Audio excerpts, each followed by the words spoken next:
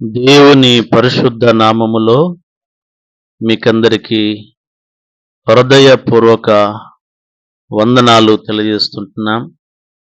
దేవుని పరిశుద్ధ గ్రంథములో నుండి యోబు గ్రంథము 1వ అధ్యాయము 8, 9 వచనాల్లో మనం చూసినట్లయితే మరి యోబును గురించి దేవుడు ఇస్తున్నటువంటి టెస్ట్ మనీ సాక్ష్యమును మనం చూస్తుంటున్నాం.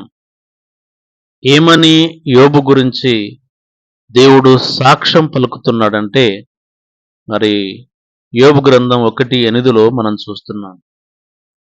యెహోవా మరి ఆయన గురించి సాక్ష్యం ఇస్తున్న విషయము ఏంటిదనగా, అందుకు యెహోవా, నీవు నా సేవకుడైన యోబు సంగతి ఆలోచించితివా? అతడు యథార్థవంతుడు,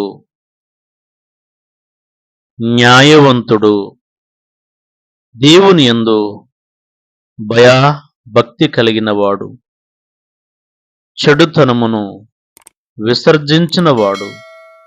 భూమి మీద అతని వంటి వాడు ఎవడును లేడు అని అపవాదితో మరి ప్రభు సాక్ష్యం పలుకుతున్న విధానాన్ని మనం చూస్తుంటున్నాం.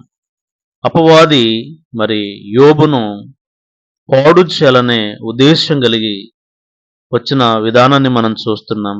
అయితే అందులో అపవాదికి ప్రభు మరి యోబును గురించి సాక్ష్యాన్ని పంచిన విధానాన్ని మనం చూస్తున్నాం.